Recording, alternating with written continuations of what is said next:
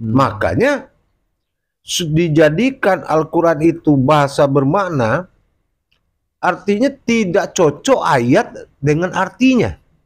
Iya tuh. Atau tidak bisa dijadikan sebuah bahasa. Bacalah, tapi baca itu bukan ABCD. Kalau ada alif, bagaimana cara baca alif? Kalau ba, bagaimana cara baca ba? Nah, kalau anak bertingkah, bagaimana cara membaca anak itu? Itu Al-Quran.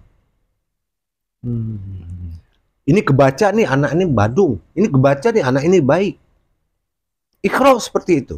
Membuka potensi tasdiknya sangat banyak. Sehingga kebebasan untuk cara mencari jalan-jalan Allah itu banyak. Dengan syarat-syarat tertentu. Begitu. Di sini ada yang saya tandai dalam Al-Quran ini, Bu. Di sini pun saya ingin memahami makna. Kalau arti mungkin sudah jelas di sini tertulis, Bu ya. Contohnya di dalam surat Al-Baqarah ayat 207. Dan di antara manusia ada orang yang mengorbankan dirinya karena mencari keridhaan Allah. Dan Allah Maha Penyantun kepada hamba-hambanya. Dalam artian mengorbankan dirinya, ini maknanya seperti apa, Bu ya? Mengorbankan dirinya nih. Terkesannya kan serem sekali gitu, Bu ya. Mengorbankan diri. Mohon petunjuk, Bu. Mengorbankan diri adalah orang yang membuang waktu kemanusiaannya dan mendirikan waktu-waktu ketuhanannya dengan mujahadah dalam masa perjuangan. Perjuangan mendekatkan diri kepada Allah, mencapai titik zikir fananya, mujahadah semua. Itu yang mengorbankan dirinya. Karena kalau dikatakan mengorbankan diri manusia, berarti yang harus dia pakai adalah diri keinsanan. Makanya Iqra bismi rabbikallazi khalaqal insan. Dia banyak memakai keinsanan dirinya daripada keduniaan dirinya. Ini yang mengorbankan diri. Karena apabila dia telah berkorban untuk Allah, maka dunianya akan mengikut. Tapi kalau apabila dia kejar dunianya, maka akhiratnya akan tinggal. Oh gitu ya. Jadi maknanya itu lebih banyak mungkin dalam kaitan mengorbankan diri ini diganti kebiasaannya itu dengan ibadah, mungkin gitu ya. Lebih banyak beribadah, mendekatkan diri kepada Allah, sehingga urusan seseorang itu dalam kaitan dengan dunia itu sudah Allah yang jamin. Bukan. Atau bagaimana? Bukan begitu maksudnya. Mengorbankan diri bukan mengorbankan dunia. Arti mengorbankan diri ini, fungsi dirinya lebih banyak fungsi keinsanannya daripada kemanusiaannya.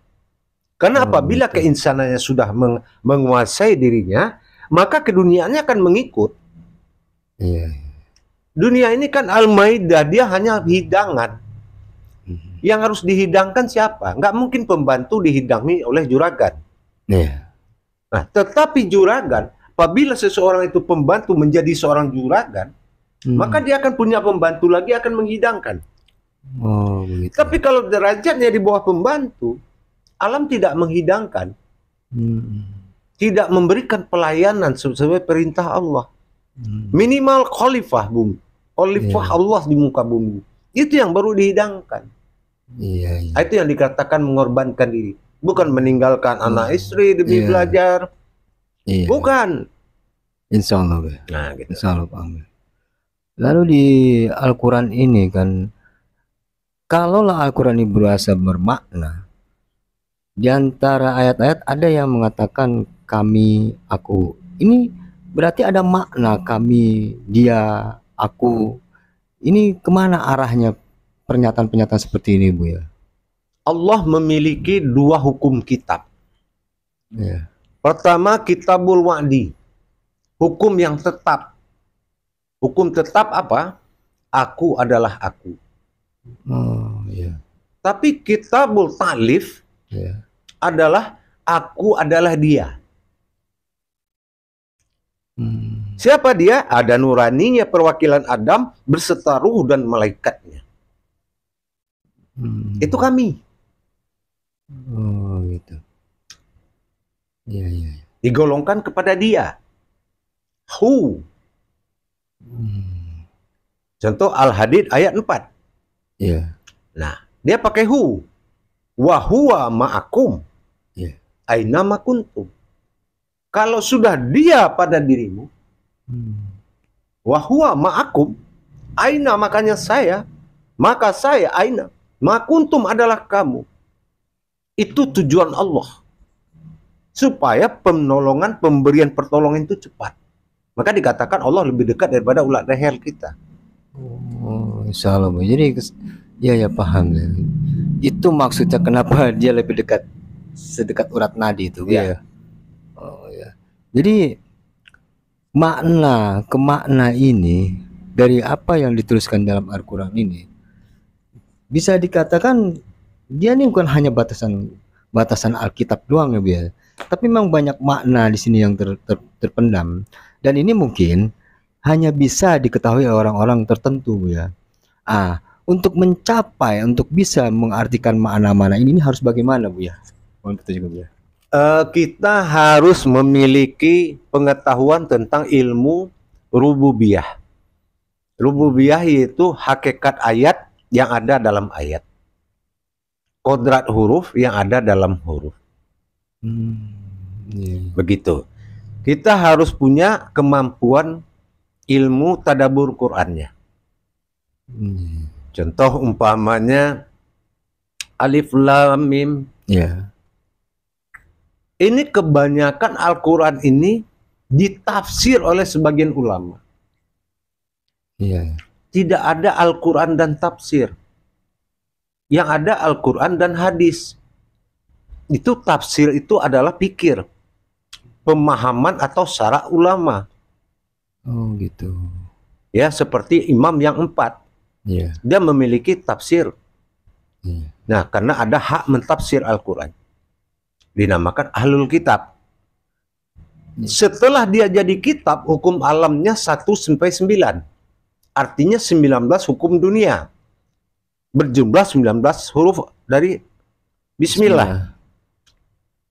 Nah, kalau bermakna, itu adalah bahasa munajat.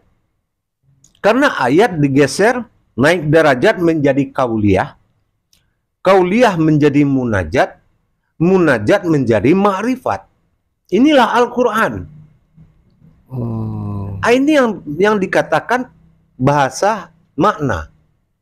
Karena dia akan berubah wujud dari ayat menjadi kauliyah, dari kauliyah menjadi munajat, dari munajat menjadi ma'rifat. Oh iya. Begitu. Jadi apa yang kita baca di dalam Al-Quran ini sebenarnya tidak cuma bacaan, ini bisa terlihat dari huruf-huruf ini Bu ya. Apa sebenarnya makna dari huruf? Iya, Al-Quran ini kan hakikat Allah dan Muhammad. Ya. Ada ayatnya yang langsung, ada ayat yang tidak langsung. Ada muhammad, ada mutasyabihat. Kalau mutasyabihat itu suatu contoh cerita yang terjadi pada zaman Nabi yang tidak boleh dikerjakan di zaman Bani Adam. Oh gitu. Kalau yang Muhammad itu firman yang langsung untuk Bani Adam. Khalifahnya Allah, manusia. Iya. Zaman sekarang. Kalau begitu, di sini baru saya memahami banyak orang yang tidak paham tentang mutasyabihat dengan muqamat itu Bu ya. Dan kebanyakan yang maju ini ayat-ayat mutasyabihat yang tadi Buya sampaikan itu sudah tidak berlaku di zaman Bani ini, dia berlaku di zaman Nabi Bu ya. Lalu membedakan mutasyabihat dengan muqamat ini seperti apa Bu ya? Garis besar yang barangkali Bu ya. Iya. Kalau membedakan mutasyabihat dengan muqamat, kalau muqamat itu ya ayyuhallazina amanu itu langsung. Oh begitu. Nah, tapi kalau sudah dia iktibar, menjabariyah kepada kejadian Nabi, nah itu mutasyabihat. Baik Nabi Musa, Nabi Isa, Nabi Daud. Gitu. Itu mutasyabihat. Di dalam Al-Quran ini banyak rahasia-rahasia yang mungkin hanya orang yang memahami Al-Quran itu yang tahu rahasia-rahasia ini, Buya. Tapi seperti yang Buya sampaikan di lain waktu kemarin, bahwasannya di dalam Al-Quran ini, terutama Bismillah itu sendiri, ini tidak menceritakan, karena alif di situ tidak ada, ini tidak menceritakan Allah. Ini maksudnya bagaimana nih, Buya? Karena alif tidak ada, berarti tidak ada pembahasan alif di sini, kan alifnya hilang. Saya agak kurang memahami makna dari hilangnya alif di dalam Bismillah ini, Buya. Kalau di dalam harfiah itu kan Bismillah, ya, Buya. Namun di dalam Al-Quran ini Bismillah itu nggak ada, tapi Bismillah, terutama panjangannya Bismillahirrohmanirrohim. Ini memaknai alif yang hilang ini, mohon penjelasannya kembali, Buya. Saya agak kurang paham. Setelah alif itu, garis lurus itu dibaca dengan nama alif, maka potensinya sudah alaf. Alaf itu adalah gerakan batin, tersirat. Jadi kalau dilarikan ke diri, itu pemahaman diri. Allazina yu'minuna wabil ghaib wa yuqimunas shalah. Nah, jadi kalau kita ingin memahami kegaiban, hakikat daripada sholat itu sendiri, maka nyata Allah ini daripada alif yang ditulis. Tapi kita pahami alif yang ditulis, malah hilang dan tidak nyata dalam kebingungan. Ibarat kita mau belajar, dari kita nggak tahu diri, belajar mencari diri, dalam pelajaran hilang diri.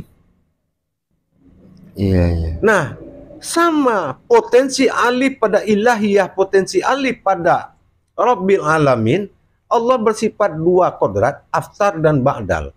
Dikala aftarnya, sifat banyaknya, ahad namanya, tapi terbawa nurani, rohani, dan rabbani. Satu harus dikatakan tiga. Tapi sifat wahidun wal wajahudun, menghadirkan diri yang satu kepada Tuhan yang satu, nggak bisa dikatakan wahid itu ahad. Wahid dan ahad itu sudah beda. Jadi potensi diri pada sifat tersirat ada pada alif yang tersirat. Karena jumlahnya 19. Kalau alif tersirat tidak terhitung dan tidak terhingga. Kalau alif yang nyata 19. 1 sampai 9. Awal dunia, akhir dunia. Makanya Alkitab pedoman pembuka rahasia alam. Tapi pembuka rahasia Allah, lihat alif tidak tersirat, tidak tersurat, dia tersirat, maka carilah nyawamu yang tidak berdarah. Mana dirimu, nyawamu yang tidak menjalani yang berdarah. Nah, di situ kan dirinya gitu. Subhanallah. Nah, Insya Allah. Nah, makanya awal bermunajat itu Rasulullah, apapun yang dia jalankan, dia pastikan tujuannya kepada Allah. Dengan apa? Ilahi anta maksudi waradika matlubi. Ya Allah, hanya Engkau yang aku maksud. Maksud itu itulah makna. Nah, setelah kita mendapatkan batin mutlak dan batin wujud pada Allah, batin mutlak pada diri, barulah terjadi sambung rasa. Disinilah pemahaman itu datang. Jadi Al-Quran itu milik orang yang telah menerima amanah. Telah bisa menerima pemahaman. Contoh, ya ayyuhallazina amanu. Kita baca artinya, wahai orang-orang yang beriman. Padahal di situ amanu, bukan imanu. Maknanya apa? Begitu lagi. Coba kalau artinya apa? Artinya salah. Maknanya apa? Maknanya ada. Amanu berasal dari kata amanah. Aminun, aminun itu artinya amanah. Aminun itu artinya imana, aminun itu artinya imana. Imana itu aman. Jadi orang yang percaya kepada amanahku, maka amanlah dia. Aman itu artinya apa? Udah tahu dia semua maksud-maksud Allah. Udah tahu dia makna-makna. Dilihatnya hakikat Allah dan Muhammad itu bismillah akan kepalanya. Al-Fatihah itu akan dada jantungnya. Al-Kafi itu akan dadanya. Goa itu. Ya kan? Qalbinya wa yatalatab. Kakinya adalah Anas. Berdirilah hakikat Allah dan Muhammad. Itulah Al-Quran yang bermakna. Karena hakikat itu dalam makna. Iya. Coba suruh dirikan Al-Quran. Dia dirikan. Itu Alkitab. Iya. Tapi yang mendirikan seperti tadi. Jadi kalau ingin tahu apa itu Al-Quran. Kenapa dia bermakna? Apabila orang itu telah mampu menjalankan satu syarat. Apa tuh ya? 6.666 dihimpunnya, mampu dia himpun menjadi 114 surat. 114 surat, 14 surat, dia mampu menghimpun kepada 30 juz. 30 juz dia himpun kepada 7 Al-Fatihah. 7 Al-Fatihah terhimpun kepada 1 Bismillah. Bismillah terhimpun kepada alif. Alif terhimpun kepada ba. Ba terhimpun kepada titik. Titik asal mula jadi. Kalau dia tahu titik wujud asal jadi, maka dia tahu Al-Quran itu jadi. Insya Allah. Ya kan? Ya. Luar Sekarang biasa. saya tanya, dari alif sampai ya ada titik nggak? Alif sampai ya? Hijaiyah. Ada ya titiknya. Iya kan? Alif nggak ada, Bu ya? Coba. Di huruf hijaiyah Al-Quran. Alif, ba, ta, sampai ya. Ada titik nggak di situ? Ada. Namanya apa? Titik. Itu bahasa Indonesia. Oh. Ya. Coba pertanyakan nama titik di Al-Quran itu apa? Wujudnya apa? Itulah penyebab Al-Quran itu ada. Itu pun masih bisa lenyap titik itu di dalam kosong. Di dalam ada sebelum semuanya ada. Nah, di sini saya bilang, kalau orang itu belum bisa menenggelamkan alif ke dalam ba, Iya. ya, menenggelamkan ba kepada titik, menenggelam ti kepada kosong, dia tidak tahu asal usul kejadian. Usuluddinnya lemah. Dia tidak paham Al-Quran itu apa. Oh, begitu. Kenapa Al-Kafi di tengah-tengah? Subhanallah. Iya kan? Rupanya sampai seperti itu kalau dikaji lebih dalam lagi, Bu ya. Ya. Jadi perbedaannya, Bu ya. Al-Quran, ada kan Al-Quran ini yang tidak ada artinya. Ini ada artinya. Dengan yang ada artinya. Ini ada nggak maknanya, Bu ya, perbedaan ini? Atau sama aja? Beda. Al-Quran yang pakai arti, Iya. itu sa'adiyah. Dikata kitab tidak langsung. Artinya boleh dibaca oleh perempuan yang lagi haid. Oh, begitu. Dipegang boleh. Iya. Dia bukan Al-Quran sahadah. Yang berterjemah ini. Iya. Iya. Gitu. Tapi Al-Quran sahadah, Al-Quran langsung. Iya. Yang tidak pakai penterjemahan. Tidak ada jabariyahnya di situ. Tidak ada tafsir-tafsirnya. Itu sahadah, langsung. Oh, gitu. Itu cara pembacaannya beda. Halaman awal genap, halaman kedua ganjil. Buka lagi genap, ganjil, genap, ganjil, genap, ganjil. Begitu, depan belakangnya. Oh. Kalau Al-Quran Sa'adiyah, udah kacau. Halaman kemana-mana, surat kemana-mana.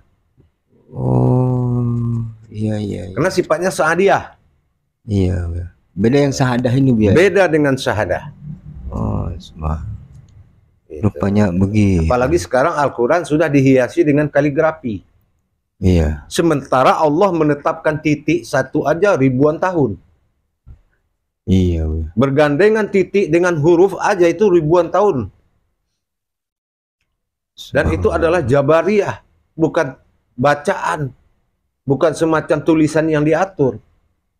Ini keturunnya wahyu. Begitu. Kenapa surat At-Taubah itu tidak pakai bismillah? Iya. Sementara kata Allah, setiap yang tidak pakai bismillah bukan datang dari Allah. Nah. Padahal di situ sudah jelas. Akibat dari ayat pertama, Bismillah tidak mau dekat di situ. Karena Allah tidak mau bercakap-cakap dengan orang kafir. Oh, itu maksudnya. Ya, itu. Insya Allah ya. Jadi rupanya begitu penjelasannya. Alhamdulillah Bu ya. Baru saya akhirnya memahami. Ternyata seperti itulah mengapa Al-Quran itu dikatakan bahasanya bermakna. Dan untuk bisa memahami makna Al-Quran itu ternyata harus bisa memahami rububiyahnya, Bu. Di samping kita tahu dari hakikatnya dan marifatnya itu sendiri. Alhamdulillah Bu ya. Di kesempatan waktu ini, walaupun memang itulah tadi, dan seringnya begitu juga Bu ya. Waktunya ini subhanallah. Tapi alhamdulillah walaupun sedikit tapi sangat mendalam.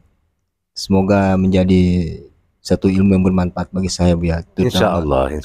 Khususnya dan juga bagi rekan-rekan jemaah maupun pemirsa yang menyaksikan channel YouTube Buya Pasaman Timur dalam makom majelis zikir ma'rifatullah.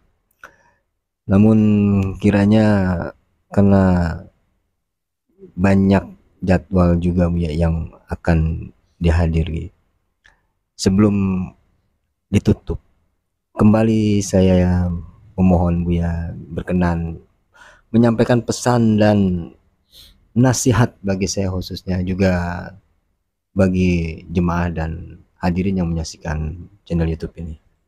Insya Allah, mudah-mudahan sebagai amanah dari saya, berhati-hatilah dalam memahami Al-Quran. Karena Al-Quran itu adalah bahasa isyarah, bahasa wahyu yang harus dipelajari dari sejarah huruf menjadi kata, sejarah kata sampai kepada ayat. Ayat menjadi sebuah Alkitab. Itu prosesnya harus diikuti dan dipelajari lebih dalam.